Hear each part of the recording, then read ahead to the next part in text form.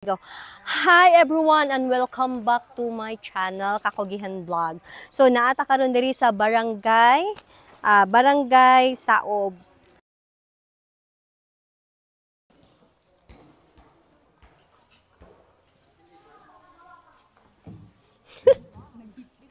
Unsa ni? Sige ra. Grabe pagkadoon. Sige na pagkuha. Good morning Ate Melissa.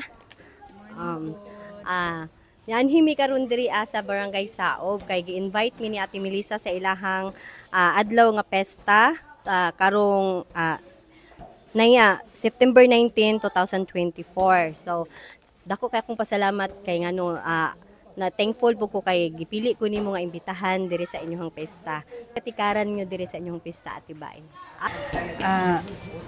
Actually po ma'am, pasalamat po sa imo ha kay itubag nimo ang akong invitation.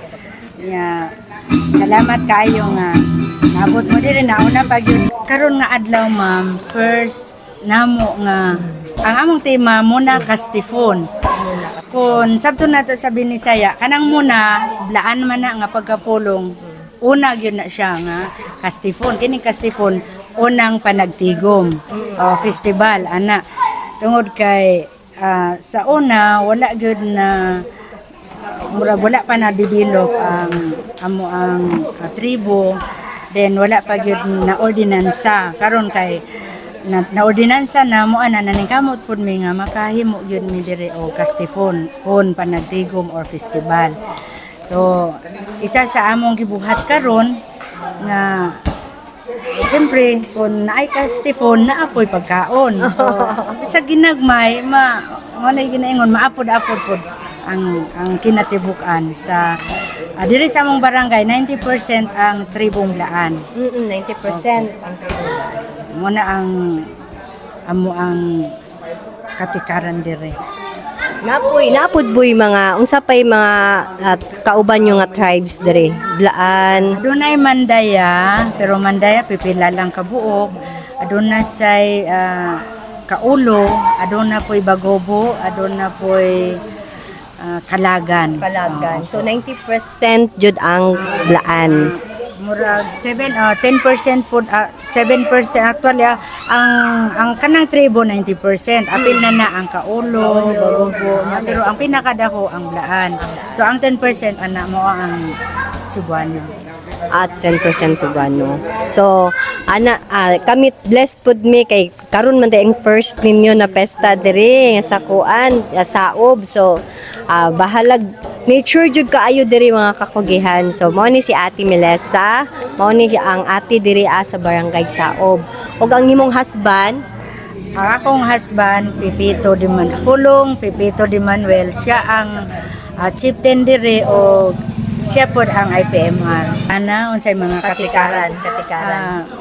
Karon nga adlaw ma'am, first namo nga ang among tema muna kastifon. Kung sabto na to sa Binisaya, kanang muna blaan man na nga pagkapulong. Una gyud na siya nga kastifon. Kini kastifon unang panagtigom festival ana. Tungod kay sa una wala gyud na wala pa na develop ang tribo, then wala pa gyud na ordinansa karon kay na ordinansa na mo ana naning kamot pud mi nga makahimo gyud mi diri o kastifon kon panagtigom or festival. So isa sa among gibuhat karon nga siyempre kung naay kastifon na apoy pagkaon. Sa ginagmay mo na ginaingon maapod-apod pud ang kinatibuk-an sa diri sa among barangay 90% ang tribong blaan. 90% ang tribong.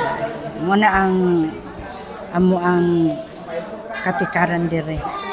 Napud boy mga unsa pay mga kauban nyo nga tribes dire? Blaan. Adunay Mandaya, pero Mandaya pipila lang kabuok. Aduna say Kaulo, aduna poy Bagobo, aduna poy Kalagan. So 90% jud ang blaan. murag 10% po 7% actually ang kanang tribo 90%, apil na ang kaulo, bago pero ang pinakadako ang blaan. So ang 10% ana mo ang Cebuano. At 10% Cebuano.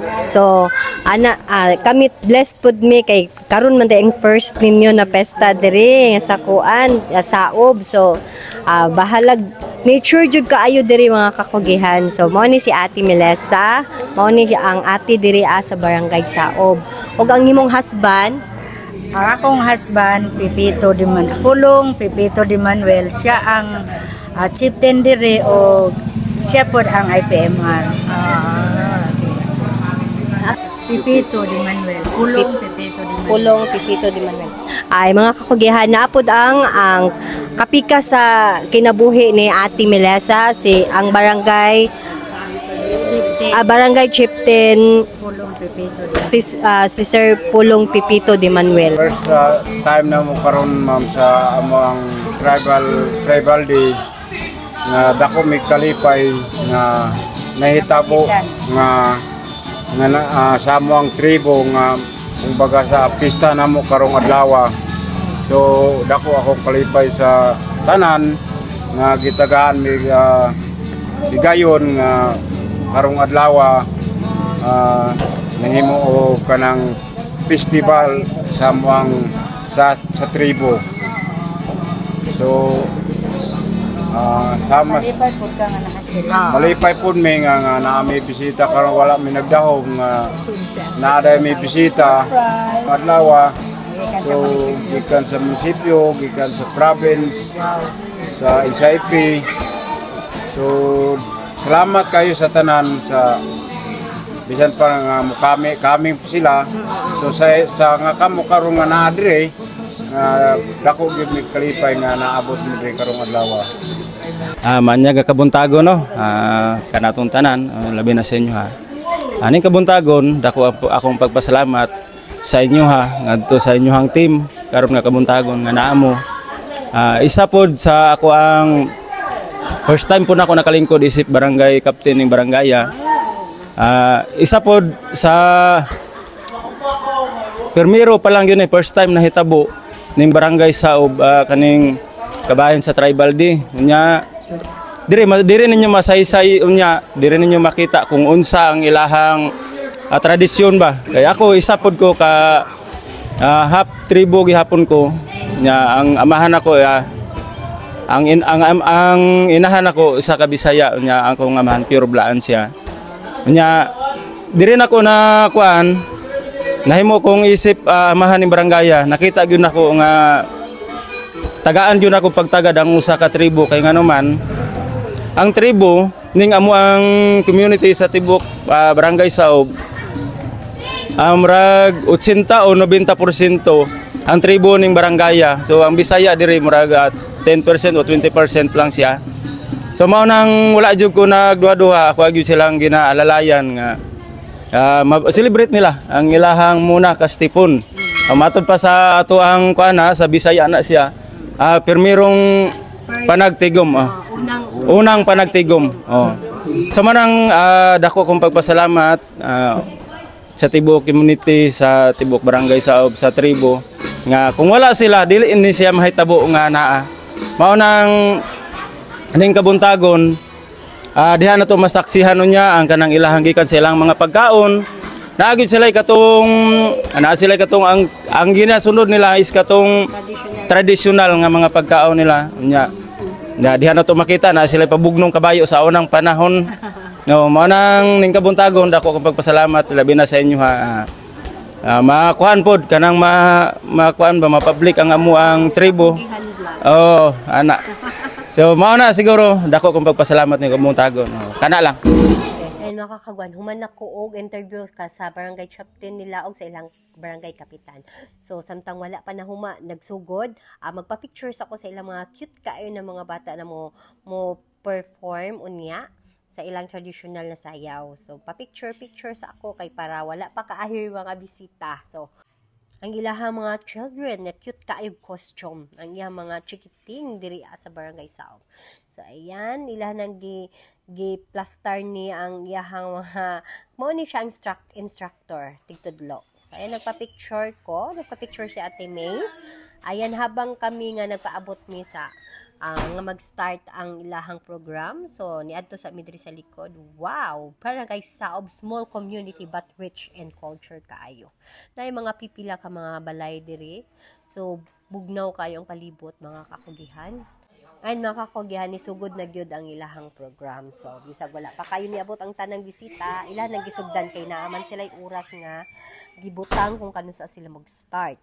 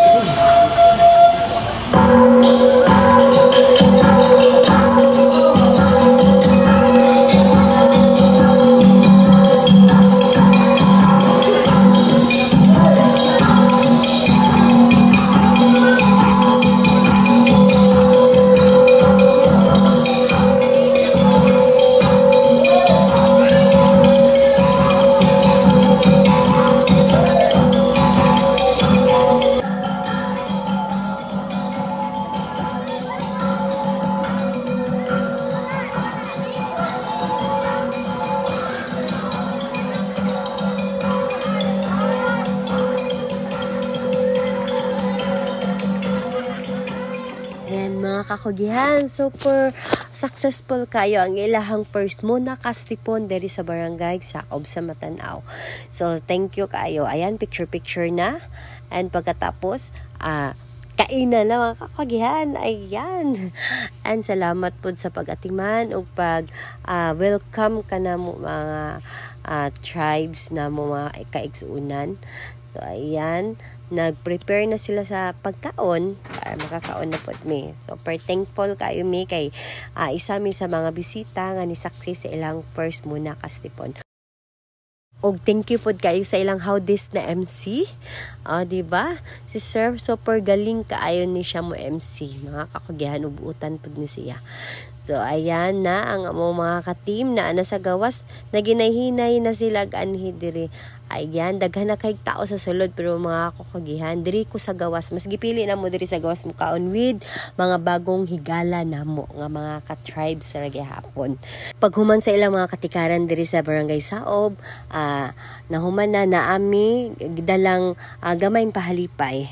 Sponsor by Kuli Bargain Center and Kakugihan Vlog. So, ayan, abangan ang part 2 sa paghatag na mugagmang pahalipay ukay diri sa barangay Saob, Matanao, Davao del Sur. Og nagpasalamat po ko sa Kuli Bargain Center team na naghatag yun sila og gigayon gusto para lang yun mahatod ang atong pahalipay na ukay diri sa barangay Saob. So, lingaw kaya itong mga kaigsuunang tribo diri sa barangay Saob. So, lipay po kayo mi og nalingaw po mi nagtanaw sa Hi mga kakugihan! So, human nami na nakaanhin nami diri sa barangay Saob og naka-attend nami sa ilahang na kastipon, first muna kastipon. So, ayan mga kakugihan, so super satisfied kayo mi sa amuhang lingaw kayo mi og nami gamayng pahalipay sa ilaha og nalipay pud mi kay nalipay sila. Tanan, basic, God bless atong tanan. Please like, subscribe to my channel, Kakugihan Vlog with Katim. Bye!